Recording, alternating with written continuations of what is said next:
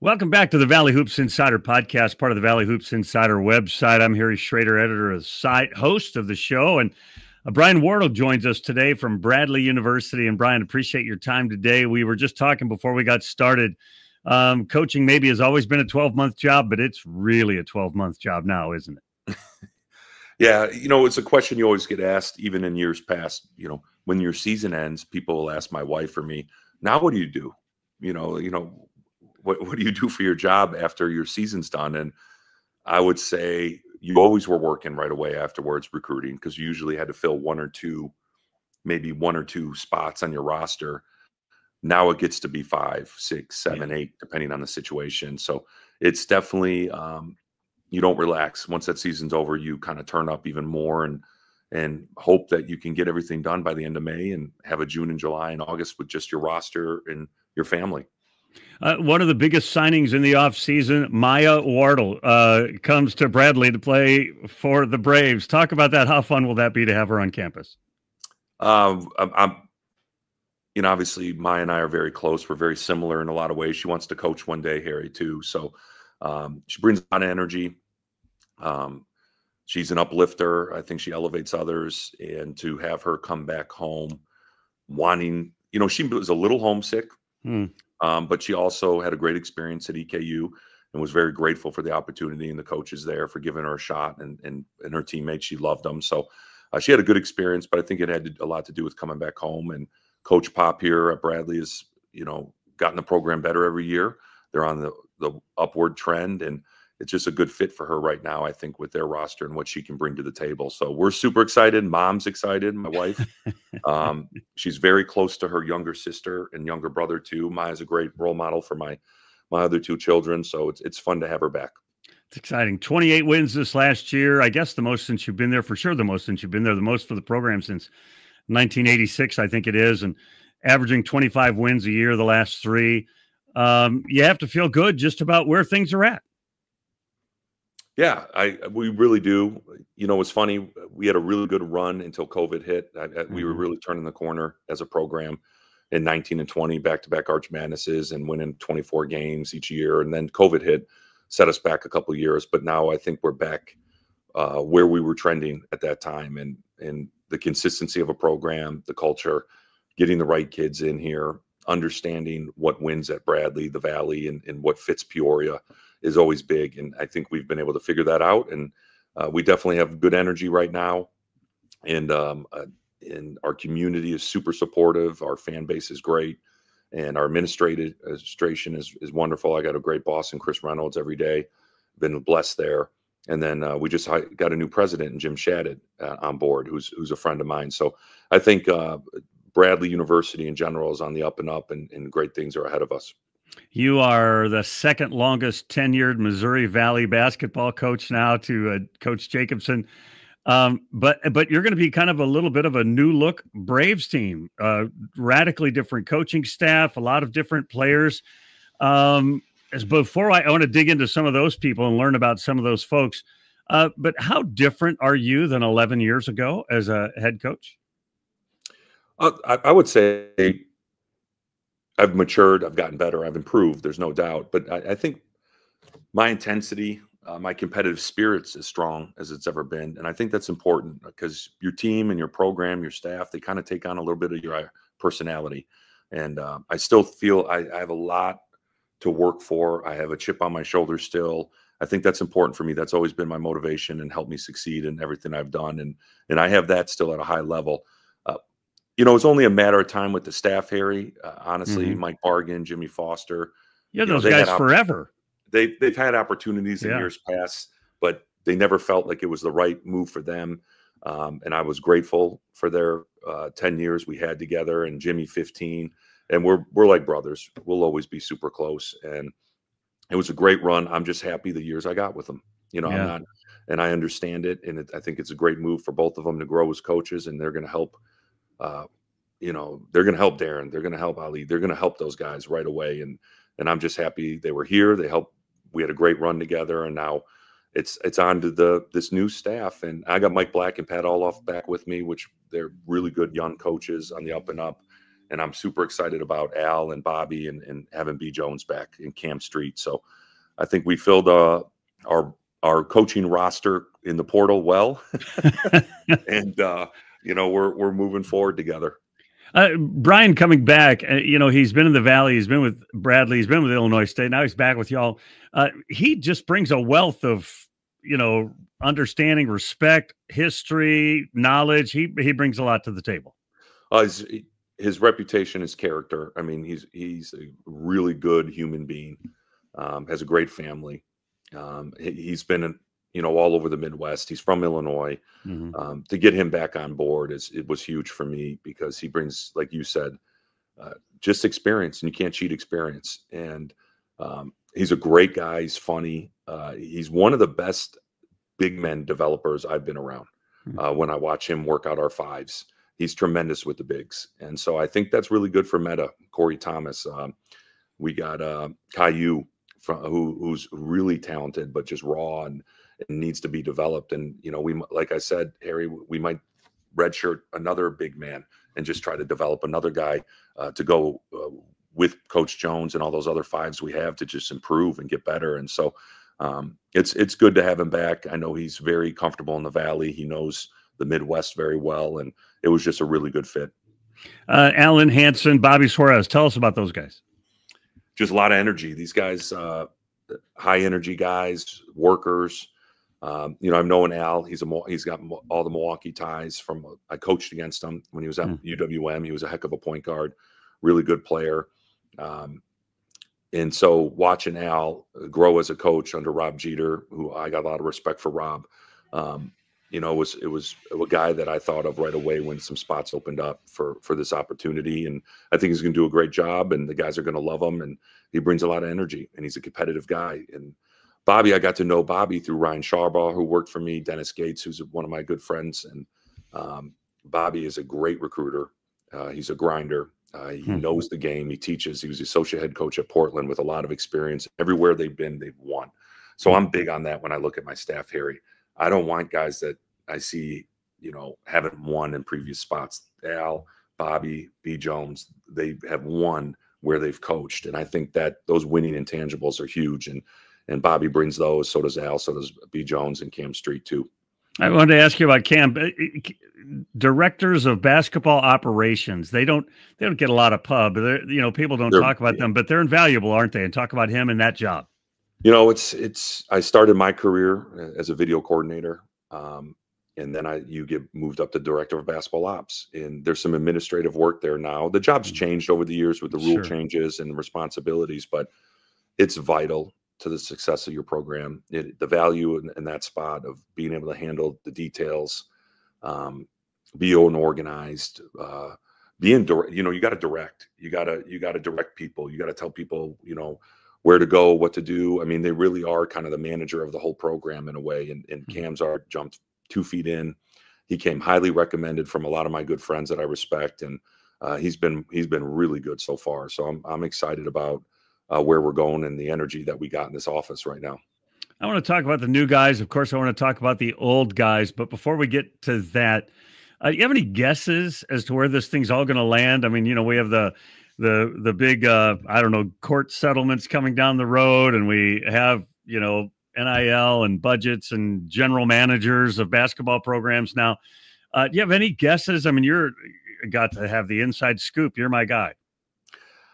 I don't. I'm not sure where it's going to go. I think there'll be more regulations in the future years. I think it will get hopefully a little calmer with some things that we've experienced in NIL and portal recruiting, because it is about the student athletes. And my whole thing is, are we setting these young men and women up to succeed?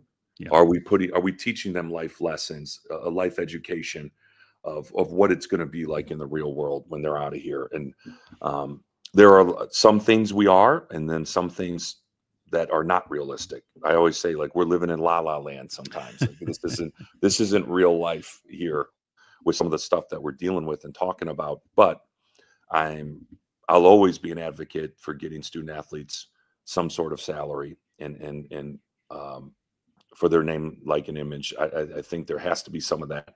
But I do believe there'll be, some regulation in the coming years, and hopefully I think it will calm down too. And obviously at Bradley, you have a strong fan base, and obviously your NIL stuff is healthy. I don't even know how to measure it, or I wouldn't even have a dollar amount to put on it, but it's healthy. You're obviously able to go out and get players, and you've got good support from the community. Yeah, and I think every program, I know in the Valley as head coaches, we talked about that. We all need to understand how important the NIL is moving forward for our league to be super competitive and good, because it's the #1 way to retain your players.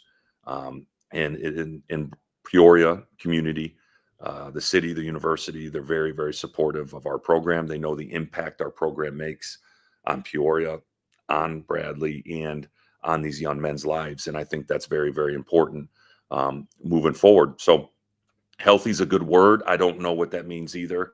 We just try to do the best with what we have and what we can, and go out and recruit the best fits for our program, because that still comes down to that. It's not about putting just gathering talent and throwing them in a locker room. You still have to form a team and recruit a team, not talent. And we have to find the right pieces that fit and the right people that fit. And I think we've done a pretty good job of that so far this spring. Time will tell. We'll know more after summer. We'll know more after the fall. But I like the people and the talent we do have coming in. You've been huge at developing players. They get better when they're at Bradley. And that obviously is, can be one of your selling points when you're recruiting players as well. And I look at your team from a year ago, 28 wins, as we mentioned, a couple of wins in the NIT. But you lost a lot. I mean, graduation was wonderful for those players and terrible for the basketball team. But you bring back 4 guys that played very significant minutes for you, guys that are really ready to step in, and probably more than 4 are coming back. But those 4, when I think of Birch and Johnson and Meta and Thomas, you have 4 guys that are really ready to step in. Can you talk about those 4 in particular? Yeah, it's kind of been a staple of our program over the 10 years is, we've lost some great players, but we've had guys take on bigger roles next year, and we've prepared them to do that. And we put in the work in the off season. We tell each other the truth. We're honest with each other. I think that's the biggest thing for development, Harry. It's funny when I speak to coaches, sure, you got to be able to teach the game and be, tactical on the floor and understand the game and being able to communicate it. But honestly, when it comes to player development, the biggest thing is we're honest and self-awareness. Does the players we recruit have some self-awareness, what their strengths and weaknesses are? And we have to be honest, even though they may not want to hear it. We need to tell them what they need to hear, and then come together and work together on it. And I think that's been one of the things that we've done a good job in this program for years, and we'll continue to do with the new staff. But Kwani obviously had some huge games for us, Harry. I think he's going to take a big step this offseason. He's been speaking up more.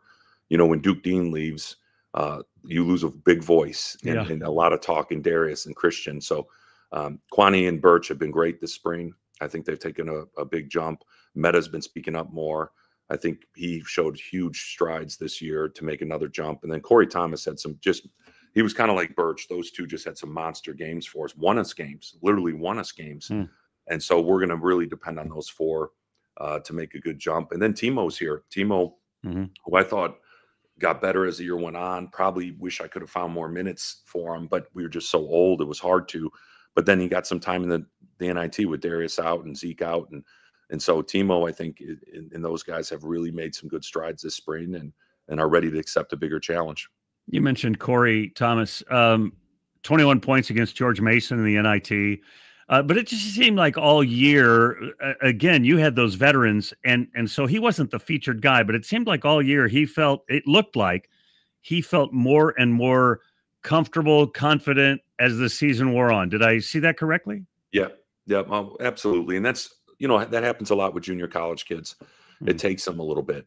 I've had every junior college kid I've loved coaching because they're so grateful. They're hard workers. They're tough kids. And Corey's that. He's a tremendous guy. But it usually takes them till about January to find their rhythm, their comfort level, their within the system, their confidence and what we need them to do. And I think Corey and Meta going back and forth are different. And that's a hard matchup for teams because Meta's a diver dunker, big post-up presence, great screener, creates, he's a big body that, blocks a lot of area and hits bodies. And then Corey comes out and he can pick and pop you on the perimeter. He's really skilled. He can shoot the three. And so it's a nice mix and match to have those two guys together. And I thought that was working well for us down the stretch. When Meta showed up, he was something of a project, and now he's a legitimate Missouri Valley Conference big man. I mean, we talked about development a minute ago. We've watched it, just unfold right before our eyes in these last couple of years. Yeah, and I give Meta a lot of credit. We talked earlier about development. It's the honesty, it's the communicating with the player, the self-awareness. He has all that. But then the players got to want to put the work in and outside the scheduled hours. And Meta puts the work in. And, it's not just what's on our schedule. It's he's in the mornings shooting extra jump hooks, free throws. He watches film. Now, coaches always say that about their better players, but I would say this, they're better because of that work ethic. They are putting that time in outside of the scheduled hours. And what you do in the dark comes to the light. And I think Meta is that guy that has done a lot of work in the dark, and it came to the light this year for him, and I think it will next year in a big way. You mentioned Johnson, and I expect big things from him, but is Birch kind of not wild card would be the wrong word, but I think he's like one of those guys that could just jump gigantically this year and become one of those players that everybody's talking about. I think you might be right, Harry. We'll see, though. Time will tell. I'm excited for O. He's a talent, and he has learned a lot in 2 years. I think this year, obviously, we brought Zeke back, and we were older with Christian, and that that might have stunted a little bit of his growth. And he was hurt early, and yeah. But I was going to get to that 4 weeks he missed with a foot injury, and then 2 weeks of sickness. That set him back probably 8 to 10 weeks, and I thought he really came alive in the NIT down the stretch for us. Had some big games at Drake. He's a young man that can take over a game and have spurts. Kwani and him are very explosive, powerful guards that can score. And so I think going into next year, having those two on the floor together a lot is going to be fun to see where we can go offensively as a team. I'm an expert when it comes to recruiting in the portal and high school players, right?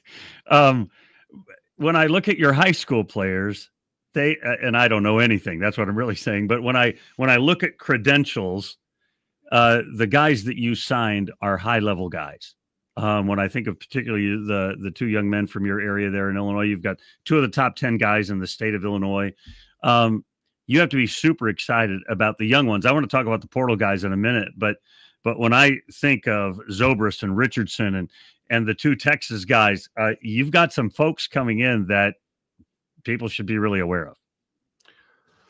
Yeah, I think so too. I'm excited for Dietrich and Zoe because they're 2 local guys here in Peoria too. And we haven't had a Peoria Manual high school. Is a legendary high school here. If people don't know about that program, they obviously didn't follow, high school basketball in Illinois for the last 40, 50 years. But to get Dietrich, who's a tremendous young man, he's a great student. He's a great kid. He's a pleasure to be around every day. And he's talented. He's 6'7". He can play multiple positions. He can really handle the ball. He can pass it. He can play make. He's improving his jump shot. He's in the weight room already, trying to get bigger and stronger. He's a very, very talented young man that I think you're going to see just grow as the year goes on. Zobrist can just score. He can fill it up. He's strong. He had a really good year this year. Had to play point guard for his high school team, but that's not really his primary role. He's a good decision maker, but I think taking that pressure off him where he can just run and, play offensively, come off a screen or come off a ball screen and move and cut is where he's really good. So we're excited for those 2. And Montana Wheeler in Houston is a load. He's a 5'10" point guard that is extremely explosive, can pass it, can score it. I love my freshman class. I don't ever state things publicly, but it's probably, if not the best freshman class I brought in, it's definitely 1 or 2. And so I'm excited to see how they grow. It's going to be hard. You got to find time for these guys to develop and play. So that's going to be the challenge of the staff and me. But I'm super excited about how these guys are. And then Jackson Seastruck, who we just got the other day, I think he's going to probably redshirt this year and develop and get stronger and work on a few things. But he's got huge upside too. So I'm excited. There's a lot of good high school players out there, Harry, that don't get recruited anymore because of the portal and NIL. So I think you can really find some diamonds in the roughs and some really good kids that want to put the work in and are grateful for the opportunity. And I think Jackson is going to be one of those for us too. Chemistry is a big deal. Obviously, you're always looking for that on your team, but I think Zobrist and Richardson played AAU together, and Wheeler and Seastrunk played in the same high school team. I mean, you've got some of that already built in those guys. As we shift to the portal guys, how do you go about, like, what's the science of portal? I call it portal shopping. Like, what's the science behind how you go about it? Are they just guys you have to keep on the radar all year long and then you're sorting through, or how's it work? I don't know if there's an exact science right now. And if someone says they know it, I'd love to hear what that formula is, because I don't know if you figured it out. I think what you have to do as a head coach, though, is what are your needs, your wants, and you have to be crystal clear to your staff. This is what I feel we need to find in the portal. And I think your staff obviously has to give you feedback. Yes, we need shooting here, or we need another experienced guard that has put up numbers in a good league like Alex. I think you got to get real specific, because if you just go into the portal with not specific needs and wants as a head coach, your staff is just going to go find a million different names. And you're not going to really recruit the right type of kid or person for your program. So I try to be very specific. I always have been as a head coach in recruiting. I don't like to recruit a lot of kids. I like to find 2 or 3 or 4 that fit this position and what we need. We wanted a big wing. We needed some forwards with experience, guys that have put up some numbers. We wanted a really good athlete that could rebound and defend at a high level. We go after AJ Smith, even though I think offensively he's better than he's showing too. I'm excited about his ability to rebound, compete on the defensive end. He's strong. He knows how to play. He's been in college basketball for a while. Wool, had a really good year at EKU, came on the last 2 months. His stats were silly. And you could tell he found his rhythm, his comfort zone at what he can do at the college level. So I think Wool is another 6'8" big forward that can shoot it, space the floor. And then we wanted to get another guard wing that has put up numbers. That could shoot the ball, that has had success at the Division I level, statistically, offensively, and Alex fits that out of Wright State for us. So I think you got to get specific and really find things. And then we had to go get another 5-man that we felt if we want to put Corey Thomas over at the 4, we got another guy that we could develop that is waiting in the wings that could help us. And then we found, Caillou out of Liberty for that, who's I just think going to get better and better. So I think it's important you narrow it down and you really look at your current roster and say, all right, we got to fill some holes here. And then ultimately, do they fit us? Are they a good person? Do they fit into our culture? And I think that's obviously always big for every staff. You mentioned Caillou, 7-footer from China, redshirted last year. So potentially he could be with you for a long time. AJ Smith has done damage in a number of different places. What I mean, he's an athletic guy, and he does a lot of that kind of dirty work that you want Bradley Braves to do. He really fits the mold, doesn't he? Yeah, people are comparing him to Jay Sean Henry that we had here. I think that's a pretty good comparison, but I think AJ, we'll see. Jay Sean was great at just knowing who he was. He had so much. He was so mature, and he had great self-awareness. That's why Jay Sean was so productive for us. AJ probably has a little more skill than Jay Sean offensively for sure, but does some of the things he does. Great rebounder, gets to the paint, gets to the foul line, physical presence, can guard multiple positions. And I think AJ offensively will just get better with us and do some things that maybe he hasn't been able to show in years past. So I'm really excited about him too. And he's really mature. I feel like I'm talking to a grown man every time I talk to him and Alex. And so that's nice to have, because we are pretty young other than Meta and Corey. It was good to bring that maturity and that older senior feeling into the locker room. When I think about recruiting guys, and you mentioned Smith, who played for Preston Spradlin, and you mentioned I don't know if I'm going to say his name right. How do you say Wool's first name? Mayor Wool. Mayor.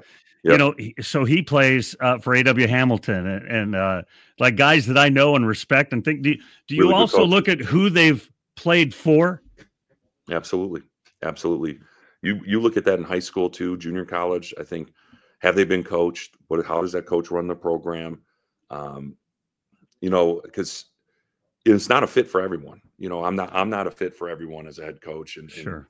and everyone, they got to find their right fit. So you really do look at their coaches, the staff, the program, their environment they're coming from is critical. And I think when you look at AW and Wohl and his improvement throughout the year, I got a lot of respect for him. I think he's a very good coach, and so his opinion is valued. And I like Montana Wheeler's dad, Teddy Wheeler, I think is a great coach. I value his opinion. And so when you go out and recruit, you do look at programs, you do find coaches you really respect and value and get their opinion, because that usually helps you land on these recruits and not miss. You're gonna hit on most of them when you do that, when you get those opinions of people you respect. I'll let you go after this. With all of the changes, I call it the portal pandemic that we have. All the multiple factors happening at one time created, this environment that we're in right now. And it's here to stay, or it will settle down at some level. But every time the season ends and 2/3 of the all-conference players leave the Missouri Valley Conference, we've seen it for 2 years in a row. I think there's only 3 players from the top 3 teams returning. I think last year we had 1. I think Duke was the only one last year. And then there's hand wringing all through March as these players leave. And then in March and April and May, you guys are signing people. And then people think, oh, wait, Brian got good players. Jake got good players. All of a sudden they start feeling good about themselves. How do you see how the Missouri Valley Conference fits in that big grand scheme of all the transition that's going on in college basketball? Well, I think it's going to fit well. I mean, it's just so new still. It's 3 years of this, so I feel like it's going to take a few more years to really get this, I think, more consistent with what we can expect. We need to up our game when it comes to the NIL so that we can retain these players. That's the reality of it. Now, will we retain them all? Probably not, because it is a lot like European basketball, Harry. I got my old agent now that represented me back in the early 2001 to 2002 is now working with an agency that reps all these players. And he really broke it down to me like, Brian, it's just European basketball now. He goes, just like I tried to do with you, we want to sign a contract, an 8-month contract, play your season out. Hopefully you win, put up some stats, and then we'll try to move you on to a bigger league in Europe and have you make more money.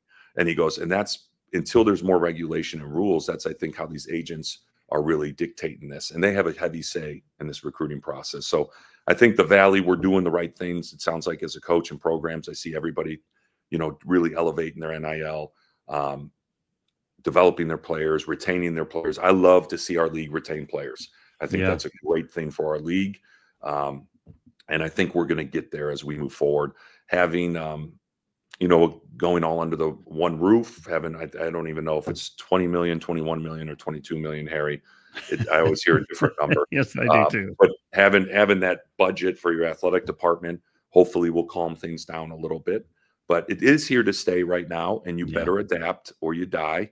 And you better figure out ways to be competitive, because we all want to win, and we want the Valley to be as competitive as a league as it possibly can and get multi-bids in the tournament. And that's ultimately what we should all be striving for as coaches. I lied. I got one last question. I mentioned your high school recruits, and then Ryan Peden has 2 of the top 10 guys in Illinois coming in as well. To me, I'm super excited about the War on 74 every year, 2 times a year. But as his program is elevating and your program has elevated and continues to elevate, I think the Bradley-Illinois State rivalry can be a super important part of just even the whole makeup of the Missouri Valley Conference. No, I think so too, and that's what we want. Ryan's a friend of mine, and it's not back in the 80s when the 2 head coaches hated each other anymore. I mean, I've known Ryan for years, but you gotta have a fight once in a while. He's done a good job. He retained really good players on his roster. It's great for the league. Rivalries are good for the fans. It's good for the cities. It's competition. That's what we want. And I think it's definitely going to be really good. And they've gotten better, a little bit better every year. And I think they'll make another jump this year. So that's exciting for us. And as a competitor, that's what we want. But I do think having these big rivalries back, getting the fans out there, getting the arenas full, is great for the league, and that's what we have to do. Appreciate your time today. Wish you all the best of luck. And man, with your off summer, just enjoy your summer off. Hey, I'll find some days here and there, Harry. I might even have to play little 9 holes of golf at some point here today. There you go. So listen, I'll do it. Keep wearing the red shoes, wear the red jacket when you can. I just appreciate you being willing to do those kind of things as well. Now, we want to have some fun with this too. Can't take ourselves too serious. Thanks, Absolutely. Harry. Thank you. That's Brian Wardle, the head coach of the Bradley Braves. They've loaded up and changed things up a little bit. Going to be an exciting season for the Braves. Thanks for watching, everybody. Remember, since you've been there, make it a better place. We'll see you again real soon.